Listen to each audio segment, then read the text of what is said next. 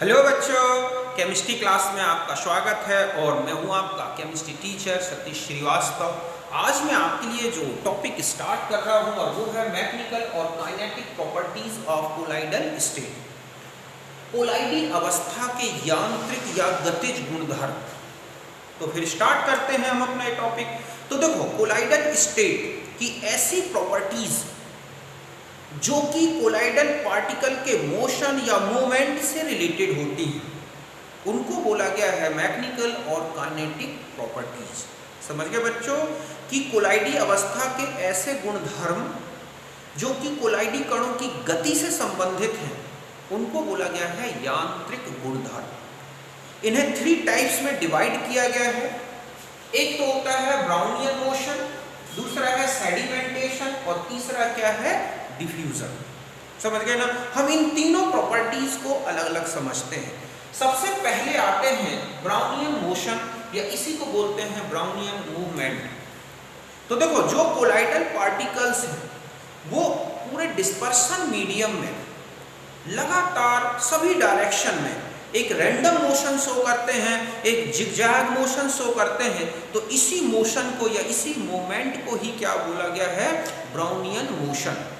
इसे Brownian motion क्यों बोला गया? क्योंकि इस मोशन को सबसे पहले रॉबर्ट ब्राउन ने 1927 में वाटर में बने पोलैन ग्रेन्स के, ठीक है, सस्पेंशन में इसे ऑब्जर्व किया था। उन्होंने ऑब्जर्व किया कि जो पोलैन ग्रेन्स हैं वो लगातार सभी डायरेक्शन में एक रैंडम मोशन शो करते हैं, और लगातार इस तरह के रैंडम मोशन को ही उन्होंने क्या कहा, एक ब्राउनियन मोशन।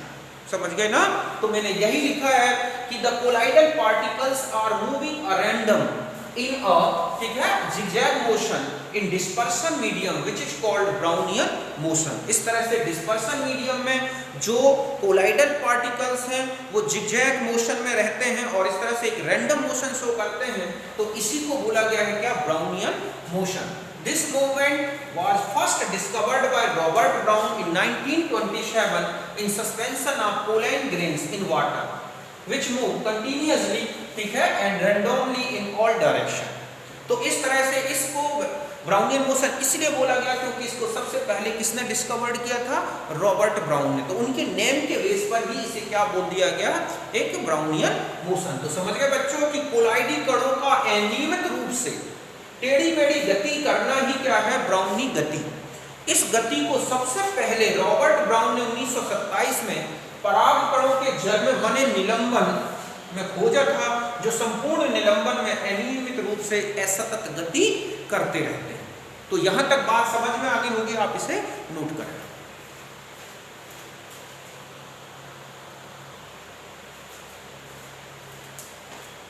अब देखो, अब आता है कि रीजन ऑफ ब्राउनियन मोशन। इसका क्या रीजन है? तो देखो, ब्राउनियन मोशन का रीजन है कि जो कोलाइडल पार्टिकल्स होते हैं ना, उनमें डिस्पर्सन मीडियम के पार्टिकल्स लगातार टकराते हैं, उनका कोलिजन होता है, बम्बार्डमेंट होता है, लेकिन सभी डायरेक्शन से एक बराबर बम्बार्डमेंट नहीं होता। तो इस तरह के बम्बार्डमेंट को बोलते हैं अनबैलेंस्ड बम्बार्डमेंट। तो कहीं से ज्यादा धक्का लग रहा है, कहीं किसी डायरेक्शन से कम लग रहा है। तो ऐसे में जो पार्टिकल चल रहा था वो उसका डायरेक्शन और उसका मोशन दोनों चेंज होने लगते हैं, और इस तरह से पार्टिकल बार बार अनबैलेंस्ड बम्बार्डमेंट के कारण इस तरह से एक जिगजैग मोशन या रैंडम मोशन में आ जाता है। समझ गए बच्चों कि जो कोलाइडी कण हैं, उस कण में जो परिक्षेपण माध्यम के कण जब टकराते हैं और सभी दिशाओं में एक समान नहीं टकराते, कहीं से ज्यादा टकरा रहे हैं, कहीं से कम, तो ऐसे में क्या होता है, कण का एक क्या होने लगता है, रैंडम मोशन। जैसे आप भीड़ में है, मान लो मेले में खड़े हैं भीड़ में, तो कोई कहीं से ज्यादा धक्का मार रहा है तो आप कहीं की तरफ खिसक गए, कोई कहीं से धक्का मार रहा है तो आप किसी और डायरेक्शन में खिसक गए, तो आपका भी वहां पर क्या होने लगता है, ब्राउनियन मोशन। वैसे ही यहाँ पर डिस्पर्सन मीडियम में कोलाइडल पार्टिकल पर जब अनबैलेंस्ड बम्बार्डमेंट होता है तो कोलाइडल मोशन होने लगता है। अब क्या हो, पार्टिकल साइज अगर बड़ी है, ज़्यादा बड़ी साइज है, तो छोटे मोटे जो डिस्पर्सन मीडियम के पार्टिकल्स टकराते हैं, इससे उनका रैंडम मोशन कम हो जाता है। इसका मतलब पार्टिकल साइज अगर बढ़ना शुरू कर दे या बढ़ना बड़ी साइज के पार्टिकल्स हों तो उनका उतना ज़्यादा रैंडम मोशन नहीं होगा, और यही कारण है कि जो बहुत बड़े साइज के पार्टिकल्स होंगे उनमें इस तरह का मोशन नहीं मिलेगा। समझ गए ना? जैसे भारी हो, खूब मोटा ताजा व्यक्ति हो और उससे छोटे मोटे बच्चे टकराते रहें तो उसको कोई फर्क नहीं पड़ेगा, बल्कि बच्चे ही अपना रैंडम मोशन शो करने लगेंगे। ऐसा ही सॉल्यूशन में होता है, समझ गए ना? तो मैंने यही लिखा है कि Brownian motion is due to unbalanced bombardment of collided particles by the molecules of dispersion medium. Increase in size of particles, the unbalanced bombardment decreases and the Brownian motion also decreases. समझ गए बच्चों कि कण बढ़ने से इस तरह की ब्राउनी गति क्या हो जाती है, कम। जैसे हम ये माने कि ये एक पार्टिकल है, कोलाइडेड पार्टिकल, ये है डिस्पर्सन मीडियम के पार्टिकल, ये यहाँ से ज्यादा टकरा रहे हैं, यहाँ से कम टकरा रहे हैं, तो ये इस तरफ के मोशन में आ जाएगा कि यहाँ से धक्का लगा, हल्का सा यहाँ लगा तो इस तरफ पड़ गया। अब मान लो यहाँ से ज्यादा धक्का लग रहा है तो ये क्या होगा, इस तरफ आ जाएगा। फिर यहाँ आया, मान लो यहाँ पर पार्टिकल्स का ज्यादा धक्का लग रहा है तो इस डायरेक्शन में चलेगा। अब मान लो पार्टिकल यहाँ से ज्यादा है तो इस तरफ चलने लगेगा। तो इस तरह से पार्टिकल का कोई फिक्स लीनियर मोशन ना होके एक जिगजैग मोशन होने लगता है। इस तरह के मोशन को हम ही क्या कहेंगे कि यही क्या है हमारा ब्राउनियन मोशन। मतलब ओवरऑल ऐसा देखा तो इस तरह से पार्टिकल यहाँ आया, यहाँ आया, यहाँ आया ऐसे, और पूरे मीडियम में वो लगातार एक क्या करता है, रैंडम मोशन शो करता रहता है। तो यहाँ तक बात समझ में आ गई होगी, आप इसे नोट करें।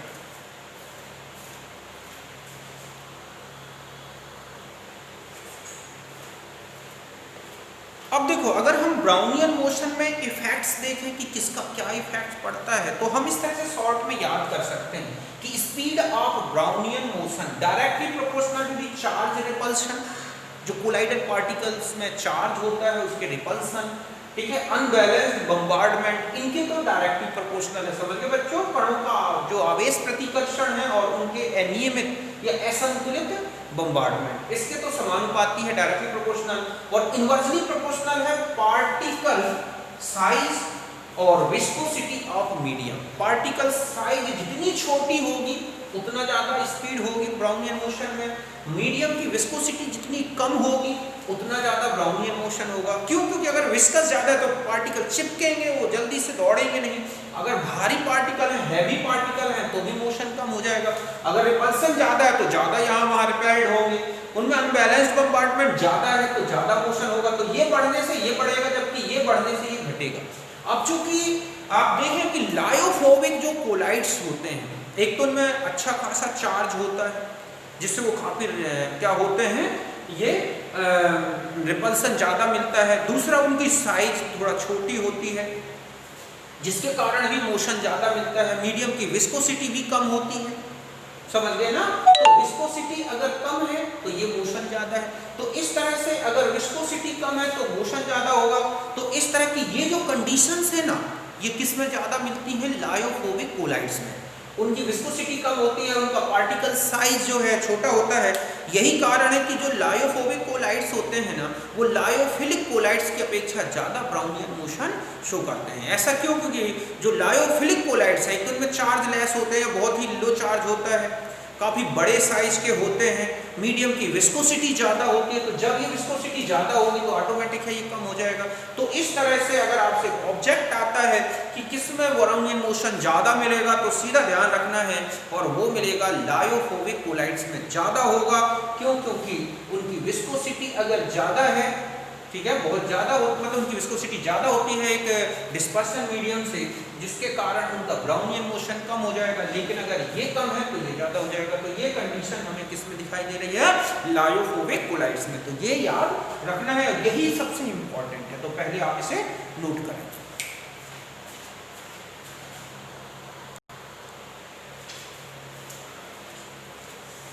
अब देखो, जो ब्राउनियन मोशन है उसके क्या एडवांटेज है? तो एक तो होता है कि स्टेबिलिटी या कोलाइडल सिस्टम। कोलाइडल सिस्टम की स्टेबिलिटी, देखो कोलाइडल पार्टिकल काफ़ी बड़े साइज के होते हैं, इनमें ग्रेविटी का इफेक्ट पड़ता है। लेकिन ब्राउनियन मोशन के कारण वो लगातार जिगजैग मोशन करते हैं। ऐसे में ग्रेविटी का इफेक्ट क्या हो जाता है, उसमें एक कंपनसेट हो जाता है। उस मोशन के कारण उनमें ग्रेविटी का इफेक्ट नहीं पड़ता और कोलाइडल पार्टिकल जो है सेटल डाउन नहीं होते और वो क्या बने रहते हैं? स्टेबल बने रहते हैं। समझ गए ना? मैंने यही लिखा है कि the zigzag motion prevents the setting of colloidal particles by gravity and thus helps the stabilizing colloidal solution। तो ब्राउनियन मोशन के कारण ही colloidal solution स्टेबल है, क्योंकि जो उनका zigzag मोशन है और जो ग्रेविटी का जो इफेक्ट है, ट्रैक्शन पावर, वो एक दूसरे को बैलेंस्ड कर देते हैं, कंपनसेट कर देते हैं।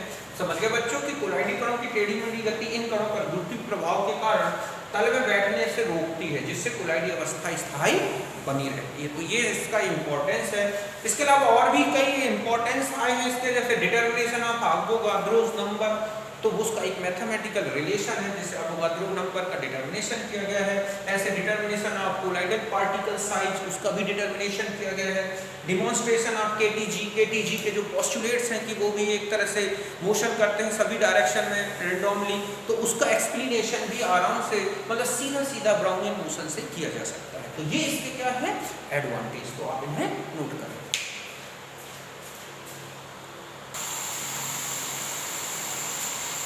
देखो अब आता है नेक्स्ट है सेडिमेंटेशन। सेडिमेंटेशन का मतलब होता है कि कोलाइडल पार्टिकल का जो कोलाइडल सिस्टम में जो पार्टिकल्स हैं वो ग्रेविटी के इफेक्ट में नीचे बैठ जाएं, सेटल डाउन हो जाएं, तो इसे क्या बोलते हैं सेडिमेंटेशन। मतलब यही लिखा है कि particles of substance settle down under influence of gravity is called sedimentation. हम जानते हैं कि जो कोलाइडल सॉल्यूशन है उसमें लगातार एक रैंडम मोशन होता है पार्टिकल्स का, अर्थात ब्राउनियन मोशन मिलती है, जिसके कारण उनमें ग्रेविटी जो इफेक्ट है वो और उनका रैंडम मोशन वो एक दूसरे को क्या करते हैं कंपनसेट करते हैं, एक दूसरे को बैलेंस्ड करते हैं। और यही कारण है कि कोलाइडल सिस्टम में जो मतलब सेडिमेंटेशन रेट है बहुत ही स्लो होता है, बहुत ही स्लो, कई सालों तक रखे रह सकते हैं ये बिना किसी सेटल डाउन हुए, या कुछ तो कुछ समय में ही हो जाते हैं। जैसे आप मडी वाटर देख लें, उसमें जैसे अभी आप देखोगे तालाबों में नदियों में पानी भरा मटमैला सा दिखेगा, लाल पीला सा, लेकिन ठंड तक वो जो आप देखोगे कि सर्दी आते आते वो बिल्कुल फ्रेश या क्लीन दिखने लगता है, वो पार्टिकल नीचे बैठ जाते हैं। तो वहाँ कुछ फास्ट रेट में होता है, लेकिन जनरली अगर हम देखें कि लायोफिलिक कोलाइड्स में तो ये बहुत ही कम होता है। लायोफोबिक कोलाइड में चूंकि चार्ज होता है, जरा सा भी चार्ज डिस्टर्ब हो जाए तो वो सेडिमेंटेड हो जाते हैं। इसलिए सेडिमेंटेशन के रेट को कोएगुलेशन से बढ़ाया जा सकता है या फिर सेंट्रीफ्यूगेशन से। मतलब ये कोलाइडल पार्टिकल हैं, मान लो उनका कोएगुलेशन हो जाए तो ये नीचे ढेर हो जाएंगे चार्जलेस होते ही, या फिर हम जानते हैं कि सेंट्रीफ्यूगेशन करा दिया जाए, तेजी से घुमाया जाए तो उनके पार्टिकल डिस्पर्सन मीडियम और डिस्पर्स्ड फेस एक दूसरे से क्या हो जाएगी अलग हो जाती है, तो उससे भी हम इसका सेडिमेंटेशन कर सकते हैं। समझ गए बच्चों कि कणों का गुरुत्वीय प्रभाव से नीचे बैठ जाना ही क्या कहलाता है सेडिमेंटेशन। कोलाइडल कणों का सेडिमेंटेशन रेट बहुत कम होता है क्योंकि इनमें ब्राउनी गति मिलती है जिससे स्थायी बने रहते हैं। इस रेट को बढ़ाया जा सकता है सेंट्रीफ्यूगेशन से या फिर कोएगुलेशन से। अवक्षेपण करा दिया जाए तो ये अलग अलग हो जाएंगे, सेडिमेंटेड हो जाएंगे, या इनको तेजी से घुमाया जाए तो ये अलग अलग हो जाते हैं। तो इस तरह से ये था हमारा क्या सेडिमेंटेशन के बारे में, तो आप इसे नोट करें।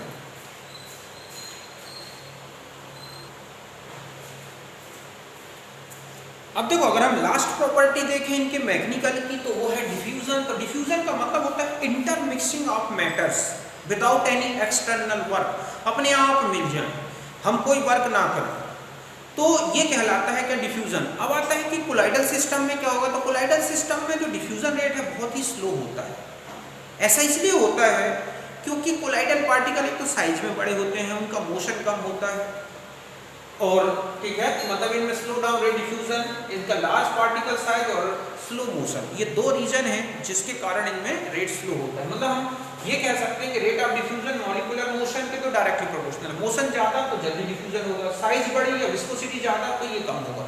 चूंकि लायोफोबिक जो कोलाइड्स होते हैं उनका मोशन ज़्यादा होता है और साइज और विस्कोसिटी कम होती है, इसलिए इनमें ज़्यादा होता है और इनमें लायोफिलिक कोलाइड्स में कम होता है। आप गोंद दो मिला के रखें धीरे धीरे मिक्स होंगे, लेकिन अगर आप कोई लायोफिलिक ठीक है लायोफोबिक कोलाइड्स ले लें दो और उनको मिक्स करें तो वो जल्दी मिक्स हो जाएंगे। तो समझ गए बच्चों कि पदार्थों का आपस में मिलना ही क्या है मिश्रण। कोलाइडल तंत्र में मिश्रण की दर काफ़ी कम होती है, बहुत कम होती है। इनका कारण इनके बड़े आकार और गतिशीलता कम होना। मिश्रण की दर अणुओं के वेग के समानुपाती है, आकार और विषयांतता के व्युत्क्रमानुपाती। जो जल विरोधी हैं वो जल स्नेही से कहीं ज़्यादा विसरण दर्शाते हैं। तो इस तरह से मैंने आपको मैकेनिकल प्रॉपर्टीज़ या काइनेटिक प्रॉपर्टीज़ बताई, आप इसे अच्छी तरह से देखें तो आपसे कोई दिक्कत नहीं होगी। इसको अच्छी तरह से समझें तो अब मैं समझता हूँ ये आप अच्छी तरह से समझ जाओगे। ओके, तो आप फिर मिलते हैं हम नेक्स्ट वीडियो में, तब तक के लिए बाय, नमस्कार, थैंक यू।